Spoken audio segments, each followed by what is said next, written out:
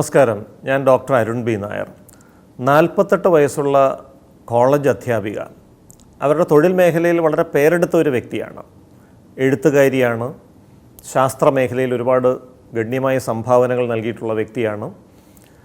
ശാസ്ത്ര പ്രഭാഷണങ്ങളും മറ്റുമൊക്കെ അവർ നടത്തുന്നത് കേട്ടിരിക്കണമെന്നാണ് സഹപ്രവർത്തകർ പറയുന്നത്. അത്ര ഊർജ്ജസ്വലതയുള്ള, അത്ര കാര്യക്ഷമതയുള്ള, അത്ര വലിയ പാണ്ഡിത്യമുള്ളൊരു വ്യക്തിയാണ്. കഴിഞ്ഞ ഒരു 3 മാസമായിട്ട് അവർക്ക് കുറച്ച് ബുദ്ധിമുട്ടുകൾ വരുന്നുണ്ട്.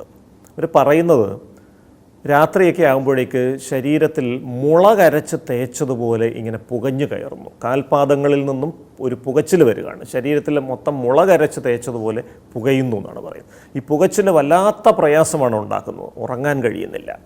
ഇനി ശരീരം വിയർത്തൊലിക്കുന്നൊരവസ്ഥ വരികയാണ്. അമിതമായിട്ട് വിയർക്കുന്നു. വല്ലാത്ത വിയർത്തൊലിക്കുന്നൊരവസ്ഥയാണ്. AC ഏറ്റവും തണുപ്പിച്ച് വെച്ചിട്ട് കിടക്കാൻ നോക്കിയിട്ട് പോലും ഈ വിയർപ്പ് പൂർണ്ണമായിട്ട് മാറുന്നില്ല.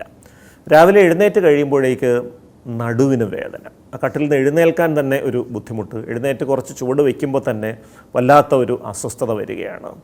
ഉറക്കം ശരിയാവാത്ത കാരണം പകൽ സമയത്ത് മൊത്തം ഒരു ക്ഷീണം അനുഭവപ്പെടുന്നു. ജോലിക്ക് പോകാനേ തോന്നുന്നില്ല. അങ്ങനെ കഴിഞ്ഞ ഒരു 2 ആഴ്ചയായിട്ട് അങ്ങനെ ജോലിക്ക് പോകാതെ വീട്ടിലിരിക്കുകയാണ്. ഇത് എന്താണ് സംഗതി എന്ന് യാതൊരു പിടിയും കിട്ടുന്നില്ല എന്നുള്ളതാണ് പറയുന്നത്.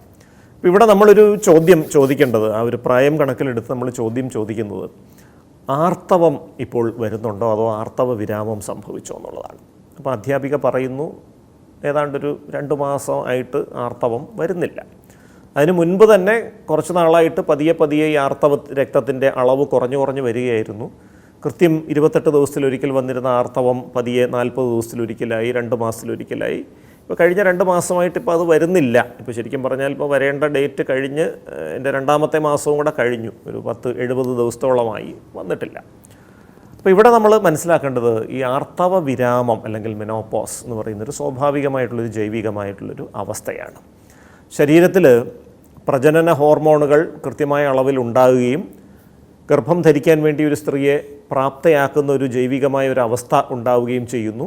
പക്ഷേ ഒരു നിശ്ചിത പ്രായം കഴിയുമ്പോൾ ഈ പ്രജനന ഹോർമോണുകളുടെ അളവ് കുറഞ്ഞത് ഇല്ലാതെയാകുമ്പോഴാണ് ഈ ആർത്തവ വിരാമം അല്ലെങ്കിൽ മെനോപോസ് എന്ന് പറഞ്ഞ അവസ്ഥ വരുന്നത്.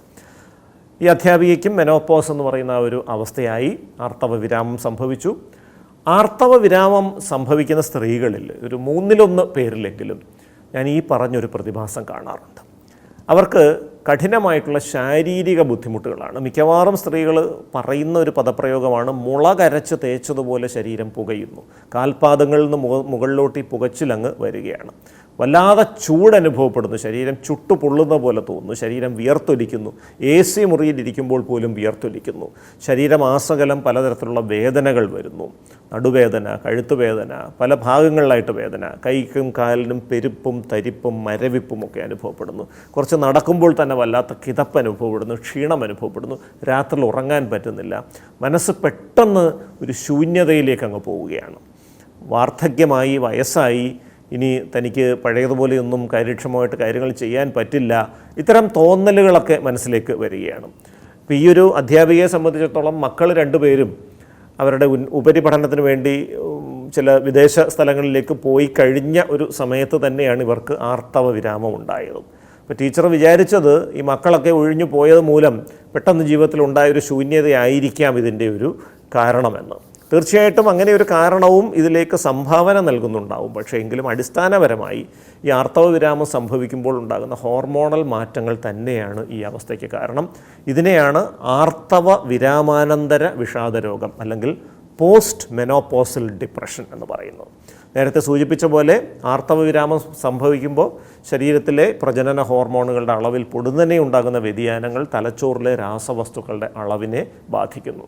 തലച്ചോറിലെ സെറട്ടോണിൻ, നോറെപ്പിനെഫ്രിൻ, ഗാബ തുടങ്ങിയ രാസവസ്തുക്കളുടെ അളവ് കുറയുമ്പോഴാണ് നേരത്തെ സൂചിപ്പിച്ച പുകച്ചിൽ, എരിച്ചിൽ, ചൂട്, വിയർത്ത് ഒലിക്കുന്ന അവസ്ഥ വരുന്നു, നെഞ്ചിടിപ്പ് വരുന്നു, സങ്കടം തോന്നുന്നു, ഉറക്കമില്ലാതെ വരുന്നു തുടങ്ങിയ ലക്ഷണങ്ങൾ വരുന്നു. അപ്പോൾ ഇതിനെ 2 രീതിയിൽ നമുക്ക് അഡ്രസ്സ് ചെയ്യാൻ പറ്റും. ഒന്ന്, ഹോർമോണുകളുടെ അളവിൽ വന്ന വ്യത്യാസമായതുകൊണ്ട് തന്നെ ഹോർമോൺ റീപ്ലേസ്മെൻറ്റ് തെറാപ്പി എന്നൊരു സംഗതി ചെയ്യാം. പക്ഷേ കുഴപ്പം എന്താണെന്ന് വെച്ചാൽ ഈ ഹോർമോണുകൾ കൊടുക്കുമ്പോൾ അതിന് ഗുരുതരമായ പാർശ്വഫലങ്ങൾ വരാം.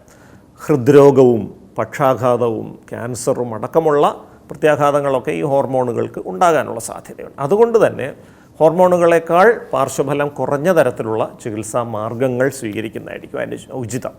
എന്താണ് അതിന് പറ്റിയ മാർഗങ്ങൾ? നേരത്തെ സൂചിപ്പിച്ച പോലെ തലച്ചോറിലെ ചില രാസവസ്തുക്കളുടെ അളവിൽ വ്യത്യാസം വരുന്നതാണ് ഈ ഒരു അവസ്ഥയ്ക്ക് കാരണമെന്ന് നമ്മൾ പറഞ്ഞു.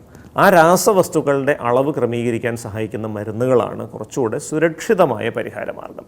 തലച്ചോറിലെ നോറെപ്പിനെഫ്രിൻ, സെറട്ടോണിൻ തുടങ്ങിയവയുടെ അളവ് ക്രമീകരിക്കുന്ന SNRI വിഭാഗത്തിൽപ്പെടുന്ന ചില മരുന്നുകളുണ്ട്. ആ മരുന്നുകൾ ഉപയോഗിച്ചാൽ ഈ ലക്ഷണങ്ങളൊക്കെ കൃത്യമായിട്ട് നിയന്ത്രണ വിധേയമാവും. ഉറക്കം നന്നായിട്ട് കിട്ടാൻ തുടങ്ങും, മനസ്സിന് ഭയമൊക്കെ മാറി, സങ്കടമൊക്കെ മാറി ഒരു ശാന്തത കിട്ടും. ഈ ശാരീരിക ലക്ഷണങ്ങൾ, എരിച്ചിലും പുകച്ചിലും വിയർപ്പും അടക്കമുള്ള ശാരീരിക ലക്ഷണങ്ങളും നിയന്ത്രണ വിധേയമാവും. പലപ്പോഴും ഒരു 9 മാസം തൊട്ട് 18 മാസം വരെ ഈ ചികിത്സ തുടർന്നു പോകേണ്ടി വരും. അതിനോടൊപ്പം ഈ മരുന്നുകൾ കഴിച്ച് തലച്ചോറിലെ രാസവസ്തുക്കൾ ക്രമീകരിക്കപ്പെടുമ്പോൾ ഈ ലക്ഷണങ്ങൾ മാറുന്നത് ദീർഘനാൾ നിലനിൽക്കാൻ വേണ്ടി ചില റിലാക്സേഷൻ പരിശീലനങ്ങളും ആ ഘട്ടത്തിൽ ശീലിച്ചു തുടങ്ങണം. അപ്പം മനസ്സിനെ പൂർണ്ണമായി വർത്തമാനകാലത്തിലേക്ക് കേന്ദ്രീകരിക്കാൻ സഹായിക്കുന്ന മനോനിറവ് പരിശീലനം പോലെയുള്ള കാര്യങ്ങൾ തീർച്ചയായിട്ടും ഇവർക്ക് വളരെയധികം ഗുണം ചെയ്യും. അങ്ങനെ മരുന്നുകളും ഈ മനഃശാസ്ത്ര ചികിത്സകളും ഒരുമിച്ച് ഉപയോഗിച്ചാൽ ഈ ആർത്തവ വിരാമാനന്തര ലക്ഷണത്തെ ഫലപ്രദമായിട്ട് നമുക്ക് നിയന്ത്രിച്ച് നിർത്താൻ സാധിക്കും. നമസ്കാരം.